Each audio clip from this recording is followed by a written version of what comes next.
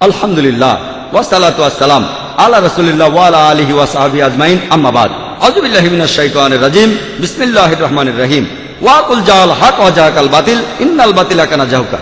বিসমিল্লাহির রহমানির রহিম। রাব্বিশরাহ লি সাদরি ওয়া ইয়াসসির লি আমরি ওয়াহলুল উকদাতাম মিন লিসানি ইয়াফকাহু কাওলি। আজকের সম্মানিত অতিথিবৃন্দ, শ্রদ্ধেয় গুরুজনেরা, আমার প্রিয় ভাই বোনেরা, আমি আবারও আপনাদের সবাইকে স্বাগত জানাই ইসলামিক সম্ভাষণে। আসসালামু আলাইকুম ওয়া রাহমাতুল্লাহি ওয়া বারাকাতুহু।